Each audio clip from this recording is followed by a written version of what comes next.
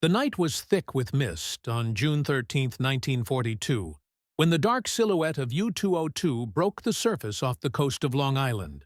For hours, it had prowled silently beneath the waves, waiting for the moment to strike. Now, under a moon obscured by clouds, 4 men clambered into a rubber raft, their boots crunching against the salt-soaked hull. The Atlantic surf hissed around them as they paddled toward the American shore. In their packs lay explosives, incendiary devices, and bundles of U.S. currency. Their mission was not to fight pitched battles, but to sow chaos, to cripple America's war machine from within. Once on the beach near Amagansett, the men worked quickly. They buried their German uniforms deep in the sand, concealing all trace of their military origins. Civilian clothes replaced them, slacks, shirts, and hats that might allow them to melt into the crowds of New York. Their names were George John Dash, Heinrich Heinck, Ernest Berger, and Richard Quirin, all German-born, some having lived in America before the war. They had been handpicked by the Abwehr, Germany's military intelligence, for an operation designed to terrorize the U.S. home front. The night was eerie, the silence broken only by the distant hum of waves and the faint growl of the U-boat's diesel engines preparing to slip back into the Atlantic. One of the men muttered that the sand felt softer than he remembered, almost welcoming. Another kept glancing over his shoulder, half expecting an American patrol to appear. Every shadow seemed alive, every gust of wind a threat. They carried with them more than explosives. They carried Hitler's ambition to strike at the heart of the United States. Operation Pastorius had begun.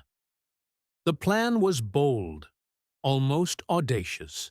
The saboteurs were tasked with destroying key economic targets across the country. Their list included hydroelectric facilities at Niagara Falls, aluminum plants in Illinois and Tennessee, chemical factories in New Jersey, and even railroads critical to transporting war materiel. Each target had been carefully selected to weaken America's capacity to arm itself and its allies. With the United States newly at war after Pearl Harbor, the Reich sought to remind Americans that no ocean was wide enough to keep them safe. But the landing was far from flawless. The surf was heavier than expected, and as the men dragged their equipment ashore, one crate nearly overturned in the waves. Worse still, as they labored in the sand dunes, a figure suddenly appeared. A lone Coast Guardsman on patrol. Seaman John Cullen, lantern in hand, stumbled upon the group. Startled, the Germans improvised.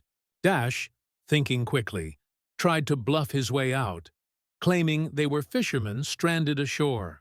He slipped several bills of cash into Cullen's hand, urging him to forget what he had seen. The young Coast Guardsman, unnerved but determined, left to report the incident.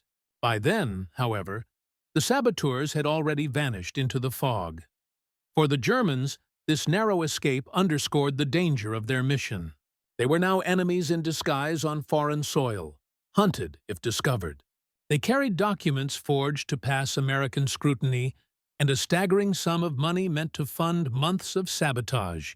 Their orders were clear: spread fear, disrupt production, and force the Americans to look inward rather than toward the battlefields of Europe. Back across the Atlantic, Berlin viewed Operation Pastorius as an act of psychological warfare. Hitler, furious at America's entry into the war, demanded that the Reich strike directly at the U.S. industrial heart. It was a desperate gamble.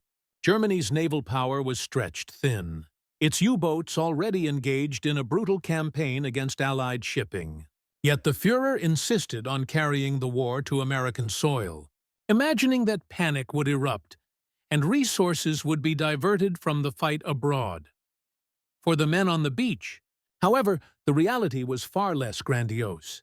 Cold, wet, and nervous, they trudged inland toward Long Island's quiet roads, their breath misting in the pre-dawn air. Dash would later recall that every farmhouse light seemed to pierce their disguise, every barking dog a signal of exposure. The seeds of sabotage had been planted, but their success depended on secrecy. secrecy that was already slipping away. Cullen's report would soon alert the FBI, setting into motion a chain of events that would unravel Operation Pastorius before it could strike its first blow.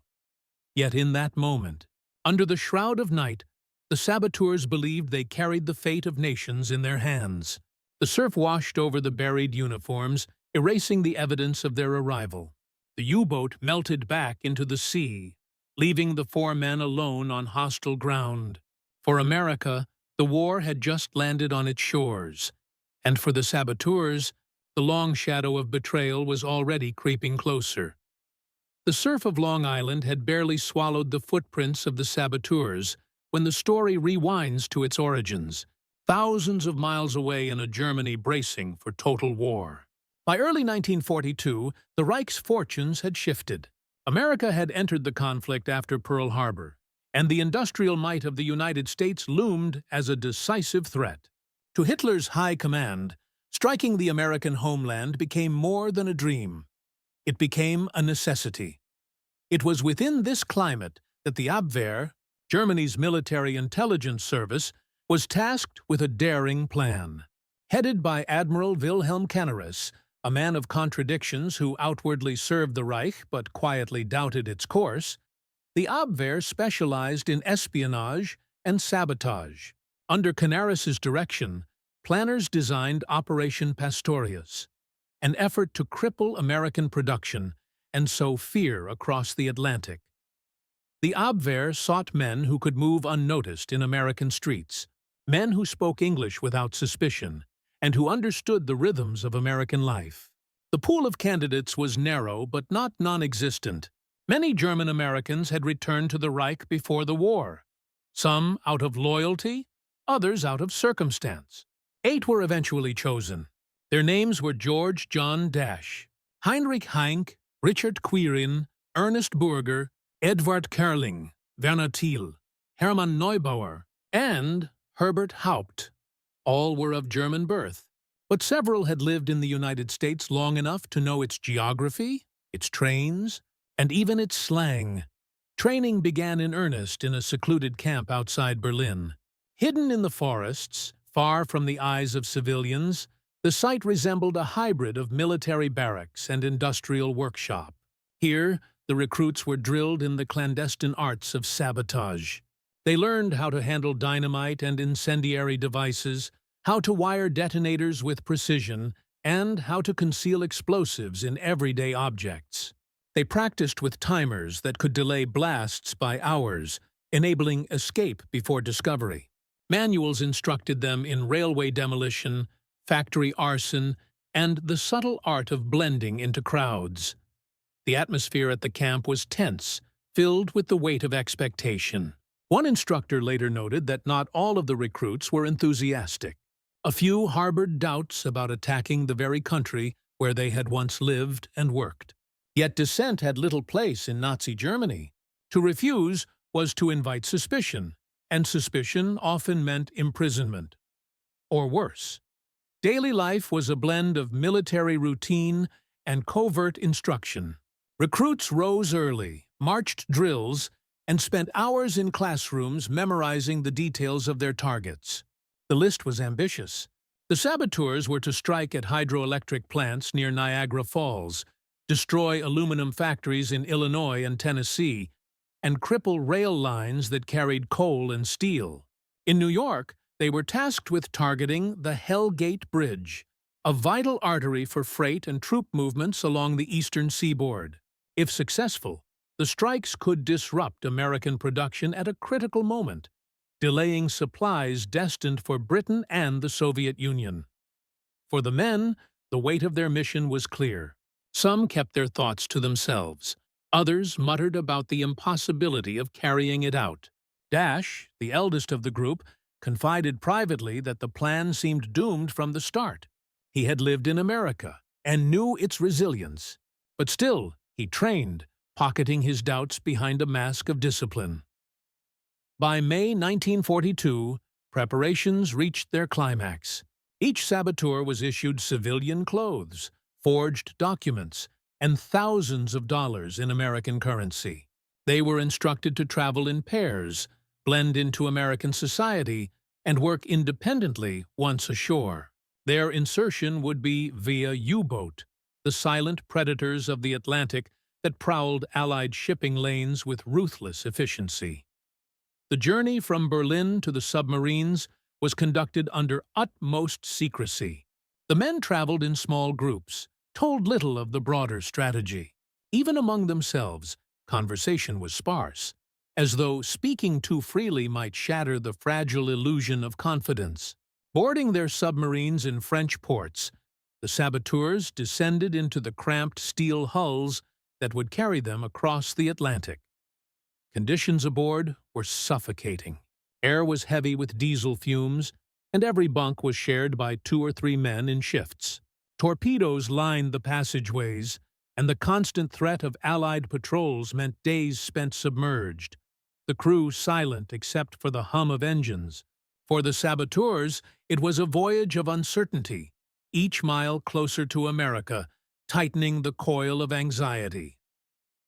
In Berlin, the Abwehr congratulated itself on ingenuity.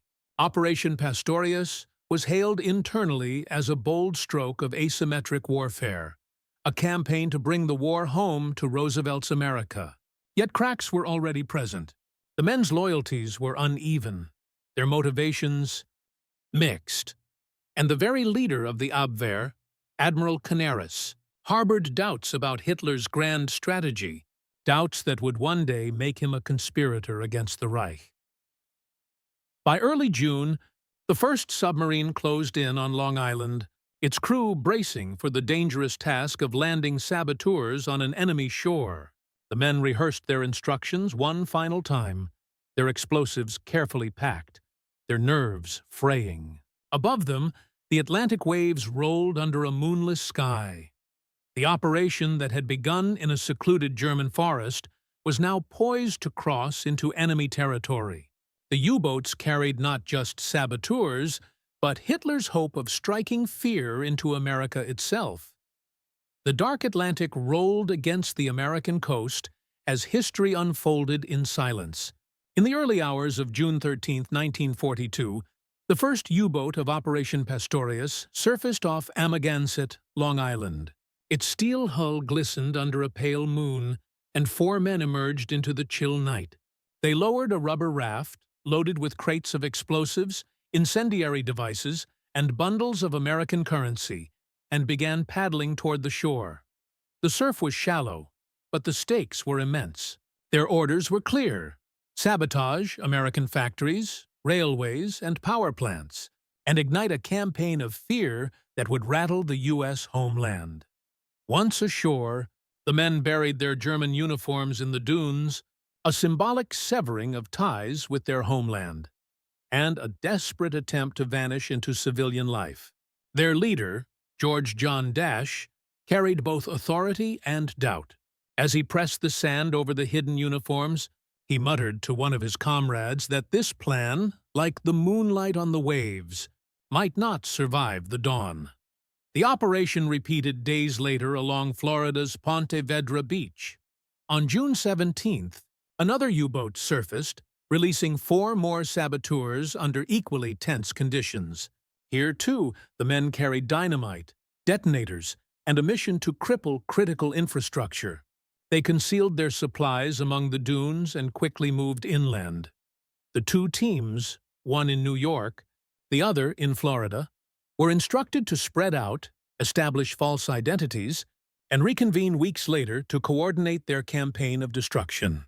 They had been given American money to live as civilians and forged papers to move without arousing suspicion. Yet the reality of infiltrating wartime America was far harsher than their Abwehr instructors had prepared them for. On Long Island, Dash's group immediately faced its first test. As they stumbled up the dunes, they were confronted by an unexpected figure. John Cullen, a young Coast Guardsman on night patrol. Startled, Dash improvised a desperate ruse, pressing bribe money into Cullen's hand and threatening him with violence if he spoke of the encounter. Cullen, shaken but resolute, returned to his station and reported what he had seen. By dawn, the U.S. Coast Guard had uncovered the buried explosives. Already, the mission's cover was fraying. Meanwhile, the Florida team blended more smoothly into civilian life. But the strain was no less heavy. They checked into local hotels, shaved, bought new clothes, and tried to pass as businessmen or travelers. Every glance from a shopkeeper, every question at a train station carried with it the weight of discovery. One later recalled that simply ordering a meal in a restaurant felt like an interrogation. The saboteurs' instructions were sweeping but lacked precision.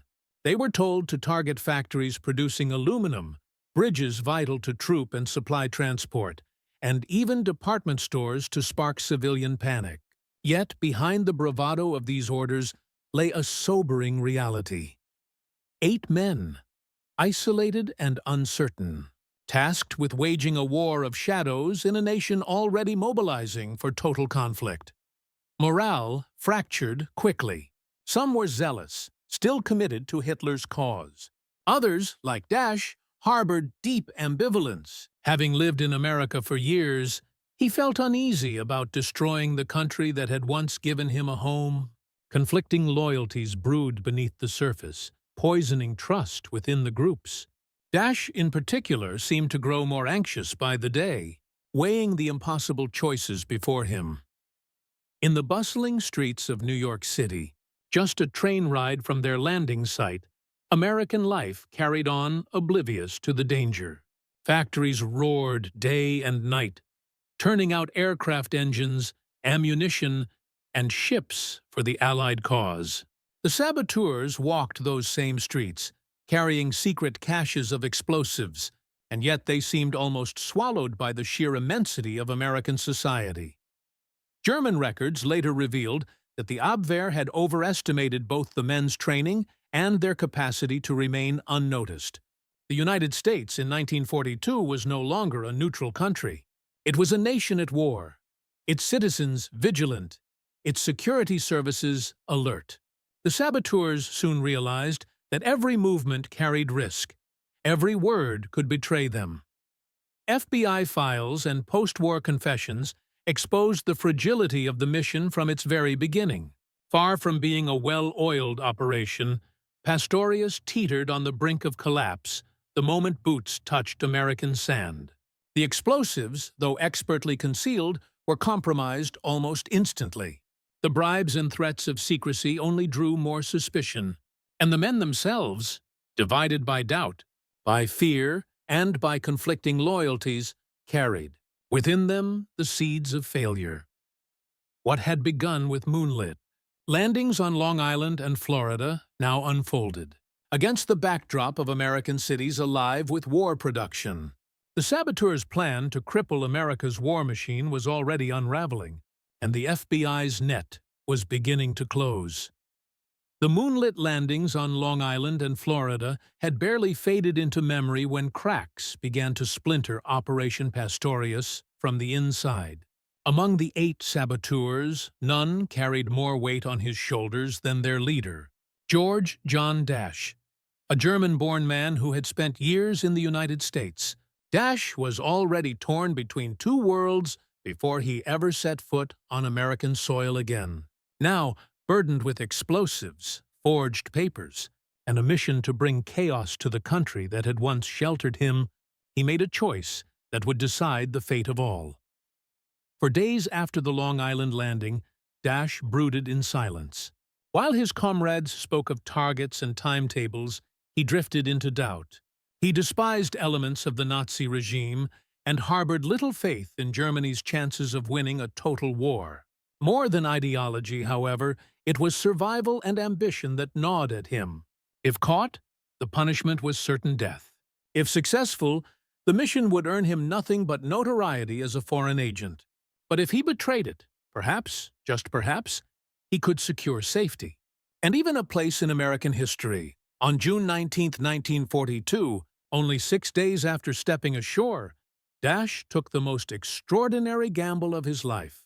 Carrying a briefcase filled with incriminating evidence, he boarded a train bound for Washington, D.C. His destination was not an explosive target, but the very heart of America's security, the headquarters of the Federal Bureau of Investigation.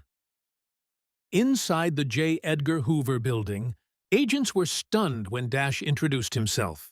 Speaking calmly but with a nervous intensity, he announced that he was part of a German sabotage mission and that he wanted to turn himself in. At first, the FBI believed he was a crank, one of many who had flooded their offices with wild claims since the United States entered the war. But when Dash produced bundles of American currency, codes, and the details of his fellow operatives, the truth became undeniable. Transcripts of his initial interrogation reveal the strange atmosphere of that confession. Dash spoke with a mixture of pride and relief, laying out the Abwehr's training program, the targets assigned, and the identities of each of the men he had brought with him. One agent later recalled that Dash leaned forward across the table and whispered, "I am here to save myself, but I will also save your country." The FBI moved quickly.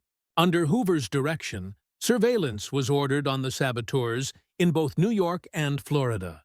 Within days, the Bureau rounded them up, catching most by surprise in hotels and apartments.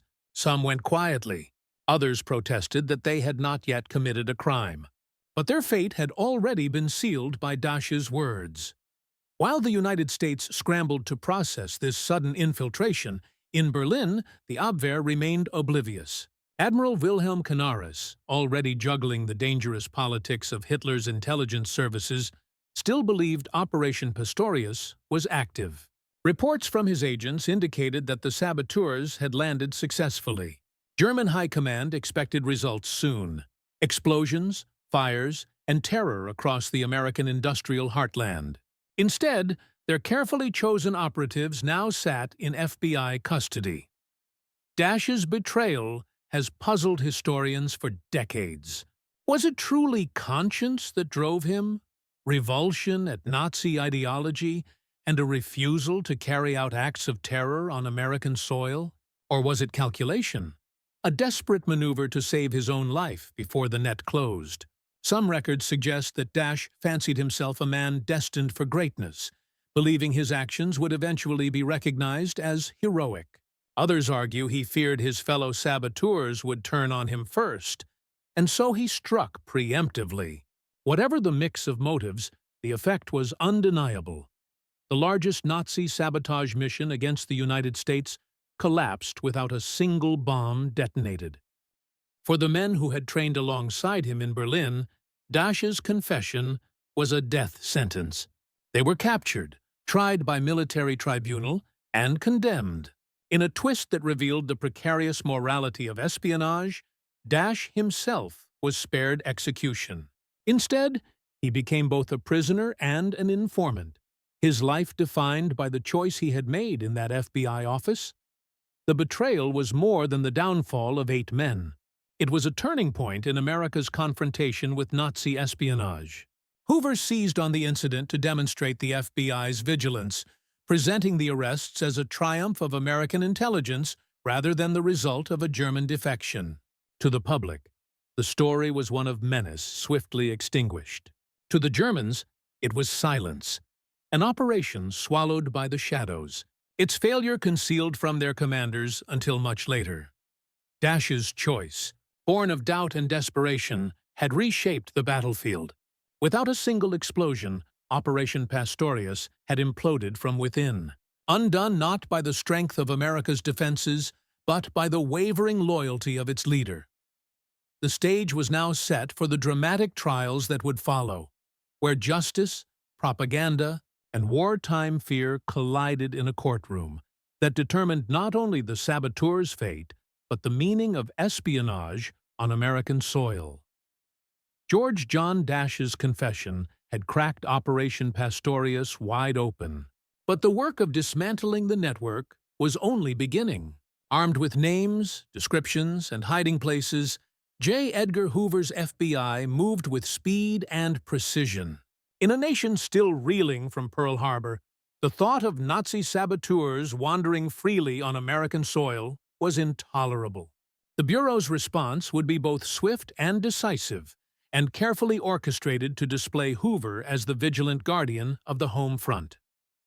By June 20th, 1942, FBI field offices in New York and Washington had received orders to locate and arrest the saboteurs before they could vanish into the crowded anonymity of American cities. Agents combed through hotels, train stations, and boarding houses, guided by Dash's meticulous account of his team's movements. In New York, 2 saboteurs were found lounging in their hotel rooms, caught completely unprepared. One agent later reported that they surrendered in disbelief, as though the walls had closed in faster than they could think. In Florida, the arrests unfolded with greater tension. The team that had landed at Ponte Vedra Beach was attempting to make its way north, blending into the stream of wartime travelers. But the Bureau was already waiting. At a quiet rail station, agents closed in, their revolvers hidden beneath newspapers and coats. Within moments, the second group was in custody. Not a shot had been fired. The sabotage campaign collapsed with scarcely a ripple of resistance. For Hoover, this was not simply a successful counterintelligence operation. It was an opportunity. Within days of the arrests, the FBI issued carefully crafted press releases, portraying the Bureau as having broken the Nazi sabotage plot through skill and vigilance. The role of Dash's betrayal was largely buried. To the American public, the story was clear. Federal agents had outsmarted the Abwehr and shielded the nation from disaster. Still, beneath the surface triumph, there was unease. Interrogation transcripts revealed the atmosphere in FBI offices as agents questioned the prisoners late into the night. Some saboteurs clung to bravado, insisting they were soldiers, not criminals. Others broke quickly, confessing details in exchange for leniency. Dash himself repeated his story with almost theatrical flair, casting himself as both traitor and savior. One agent later described the atmosphere as a mixture of farce and menace. Men who carried explosives now reduced to bargaining for their lives. As news of the arrests spread, paranoia rippled across American cities. Newspapers blared headlines of Nazi agents caught plotting destruction from within. Rumors multiplied. Whispers of other U-boats offshore, of hidden cells waiting for orders. Families locked their doors earlier at night. Factory managers increased patrols around power plants and bridges. For many Americans, the saboteurs' swift capture was reassuring, but it also confirmed a frightening truth. The war had reached their shores. In Berlin, the Abwehr remained oblivious for weeks. Reports filtering back suggested the men had landed successfully and were preparing operations.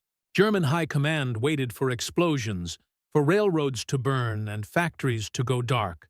Instead, silence stretched on. By the time the truth reached them, the operation was not only lost, it had become a humiliating showcase of American counterintelligence. For Hoover, however, the outcome was a gift. He presented the arrests to President Roosevelt as evidence of the FBI's indispensable role in wartime security. Publicly, Hoover cast himself as the vigilant watchman who had foiled Hitler's attempt to bring the war to America. In reality, it had been Dash's choice that had handed the Bureau its victory. Yet the myth of FBI brilliance served a crucial purpose, reinforcing American confidence that the homeland could withstand the enemy's reach. By the end of June 1942, all 8 saboteurs sat behind bars. The speed of their capture underscored both the vulnerability and the resilience of the United States. Nazi Germany had tried to strike the American heart from within, but the attempt had disintegrated almost as soon as it began. The arrests set the stage for the final act of Operation Pastorius, a trial unlike any other, where espionage, betrayal, and wartime fear collided. In a courtroom that would determine not only the fate of the saboteurs but also the future of how America confronted enemies in its midst.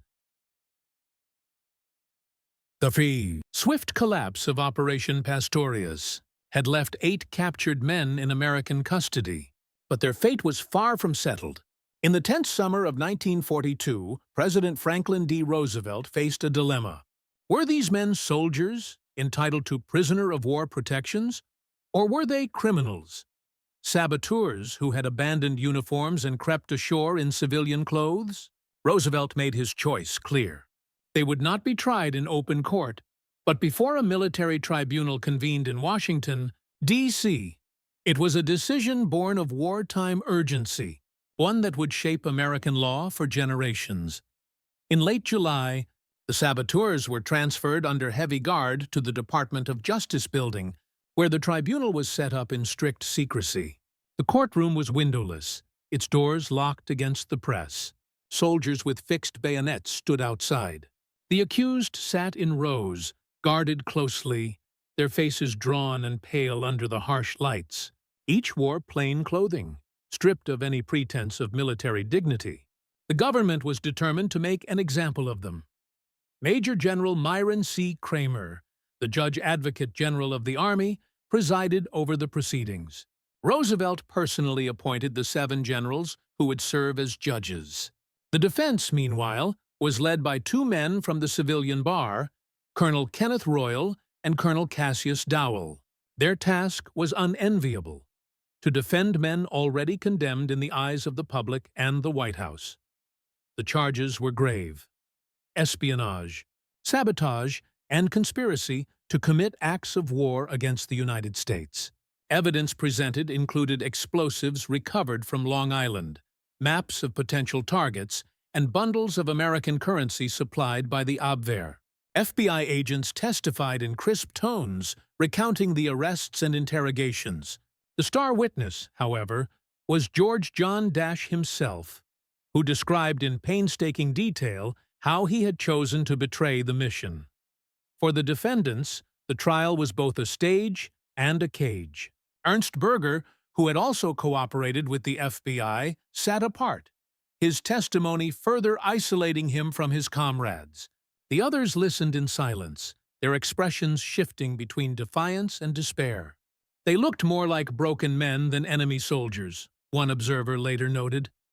The defense argued that, as uniformed soldiers when they first landed, the saboteurs were entitled to treatment as prisoners of war. But the prosecution hammered home a different reality. The men had buried their uniforms in the sand, donned civilian clothes, and intended to strike at civilian targets. They were not lawful combatants. They were spies. The speed of the proceedings stunned even seasoned lawyers. In less than 3 weeks, the tribunal reached its verdict. All 8 were found guilty. 6, Edward Curling, Hermann Neubauer, Heinrich Heinck, Richard Quirin, Werner Thiel, and Herbert Haupt, were sentenced to death. Dash and Berger, spared for their cooperation, received lengthy prison terms instead. On August 8, 1942, the condemned 6 were led into the execution chamber of the District of Columbia Jail. The air was thick with the smell of disinfectant and nervous sweat.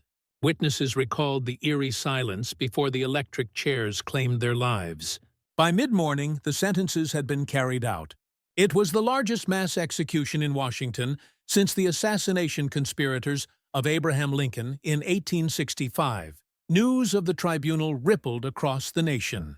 Newspapers praised the swift justice, hailing Roosevelt's firm hand in protecting the homeland.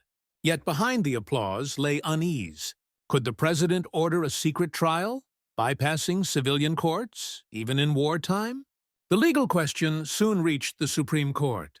In Ex parte Quirin, the justices upheld Roosevelt's actions, ruling unanimously that unlawful combatants, even if technically enemy soldiers, could be tried by military tribunal. The case cemented a precedent that would echo in later decades, in wars far removed from the Second World War. For Dash and Berger, prison replaced the execution chamber. Dash, ever defiant, believed he deserved recognition as a hero for betraying the mission. Instead, he was condemned by both sides. A traitor to his comrades. A criminal to many Americans. He would live in obscurity, a man caught between 2 worlds, remembered only in the shadows of history. the Tribunal of 1942 was more than the end of Operation Pastorius. It was a defining moment in how the United States confronted espionage and sabotage on its soil. In the sealed courtroom of Washington, the government drew a line between war and terror, between soldier and spy. And in doing so, it sent a chilling message to those who sought to bring Hitler's war to America's shores. They would not return alive.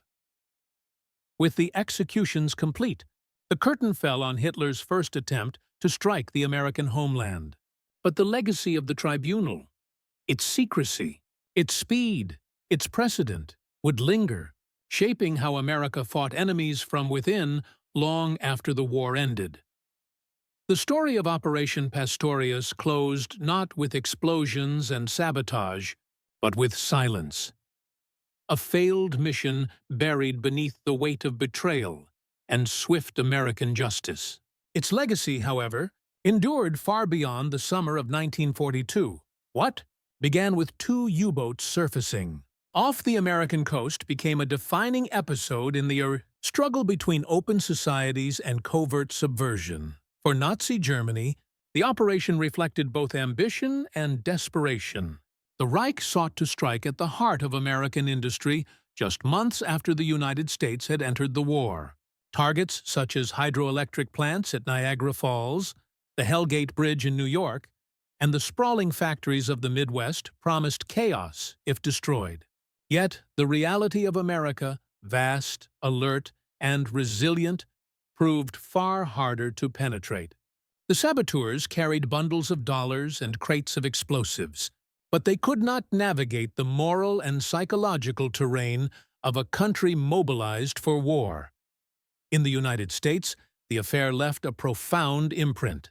The rapid unraveling of the plot underscored the effectiveness of federal intelligence when combined with public vigilance.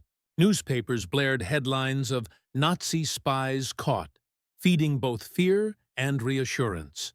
Citizens were reminded that the war could reach their neighborhoods, yet also that the government stood ready to defend them. J. Edgar Hoover, ever eager for publicity, seized on the case to reinforce his image as the vigilant guardian of the home front. Legally, Pastorius marked a turning point.